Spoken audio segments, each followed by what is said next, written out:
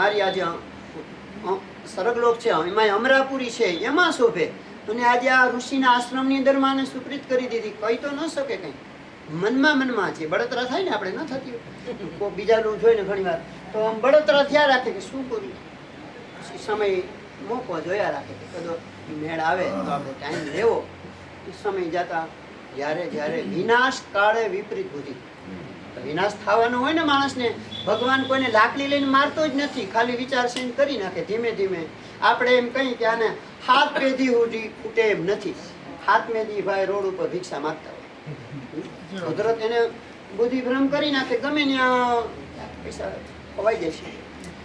તો ઇન્દ્ર એક દિવસે વિચાર કર્યો, ઋષિ રોજ 4 વાગે સ્નાન કરવા માટે, આપણે તો બધા ઉઠતા મોડા બ્રહ્મ, તો સ્નાન કરવા માટે ગંગાજીમાં જતા ને જળને છે ને 4 વાગ્યા પહેલા ઉઠાડતો સૈનમાં, એને ન ઉઠાડી શકાય ને ઉઠાડવો હોય તો એના મંત્ર હોય. તો પૂજા માટે ને સ્નાન કરવા માટે જતા. આપણે અત્યારે ઘડિયાળના અલારામના ટાઈમ, તે દિવસે પક્ષીના બોલ ઉપર ખબર પડી હતી પહેલો પ્રહર છે, બીજો પ્રહર છે કે ચોથો પ્રહર છે. બોલતા એટલે જાતા કે હવે સવાર થઈ ગયું. ચંદ્રદેવને કુકડાના સૂપ બનાવી બોલી કરાવે. ઇન્દ્રદેવ હંતાય નહીં હતા એટલે ઋષિને થયું હવે તો સવાર થઈ ગયું, ચોથો પ્રહર છે એટલે સ્નાન કરવા માટે ગયા. આપણે કંઈ ખ્યાલ ન હોય ને, સ્નાન કરવા માટે જાય એટલે માતાજી આમ ભાસ થયો, બેટા હજી તો તું જલ્દી આવી ગઈ છે, રાત્રિનો સમય છે, હજી ચોથો પ્રહર થયો નથી, મધ્યમ રાત્રિ છે અને તમારે ઘરે કપટ છે. ઋષિ સ્નાન કરવા માટે ગયા.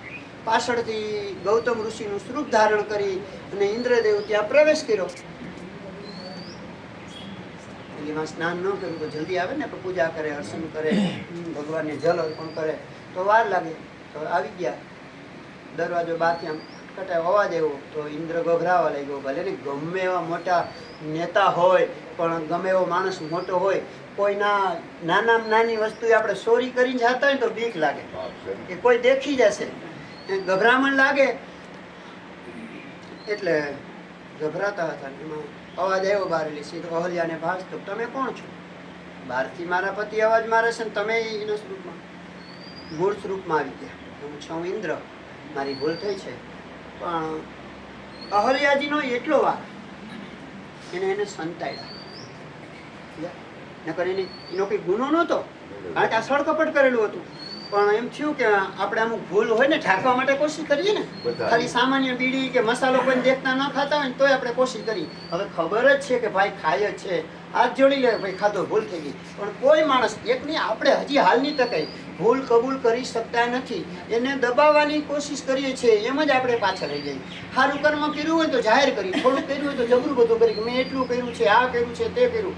પણ ભૂલ મોટી બધી હોય તો નાની ગણીને આપણે સંતાડી રાખીએ, મેં કંઈક કર્યું જ નથી.